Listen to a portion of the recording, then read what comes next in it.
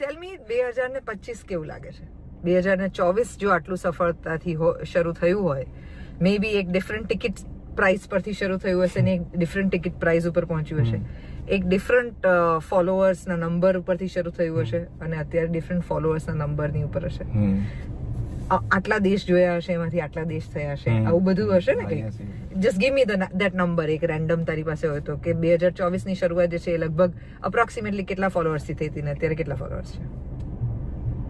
એવું તો યાર મેં અપ્રોક્સિમેટ પણ 1 મિલિયન ની તો નીચે જ હતા ને 1 મિલિયન ઉપર હવે હું પહોંચી ગયો છું ઇન્સ્ટાગ્રામમાં. બરાબર. કેટલા નવા દેશો અથવા તો કેટલી નવી ટૂર્સ આ વર્ષે કરી?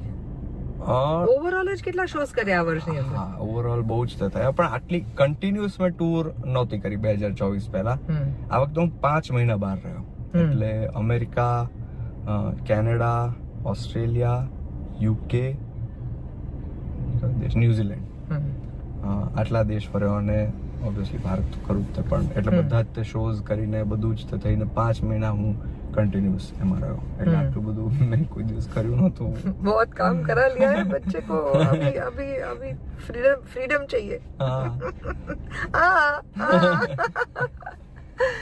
ઓકે, 2025 કેવું લાગે છે?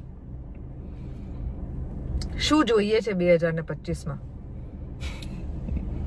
એ તો ખબર નહીં પડી ગયો તમને અત્યારે હું જે ખાઉં છું એની ઉપરથી.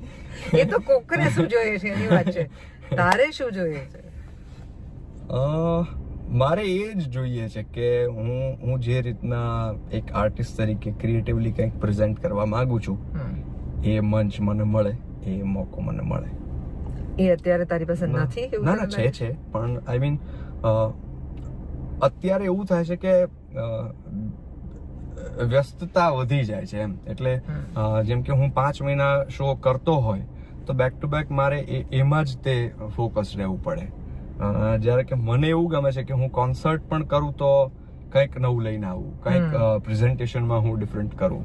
જેમ કે મેં જ્યારે શરૂઆત કરી તો આ છેલ્લા 3 વર્ષમાં અમે જે કોન્સર્ટ પરફોર્મ કરીએ છીએ એમાં થોડું અમે પણ ડેવલપ કર્યું છે અને રીડિઝાઇન કર્યું છે, અને હવે મારે પણ એ વસ્તુને કંઈક નવા લેવલ ઉપર લઈ જવી છે. હું કંઈક ડિફરન્ટ કરવા માંગુ છું. સિમિલરલી મારા મ્યુઝિક વિડીયોઝ જે હું બનાવતો હોય એમાં પણ હું કંઈક નવું સંગીત સાથે એક્સપેરિમેન્ટ કરવા માંગુ છું, કોઈક નવી રીતના મ્યુઝિક વિડીયોઝ પ્રેઝન્ટ કરવા માંગુ છું. એ મોકો મળે એટલે કોઈક બિગ લર્નિંગ 2024 નું કે જે તને એવું લાગતું હોય કે this is a life changing learning, આ હું શીખ્યો 2024 માં? કે દુનિયા ફરવી જોઈએ, લોકોને મળવું જોઈએ. જેટલું તમે વધારે લોકોને મળો, દુનિયા જોવો, એનાથી ઘણા બધા ચેન્જીસ તમારી અંદર વ્યક્તિ તરીકે અને આર્ટિસ્ટ તરીકે તો ખાસ આવે છે.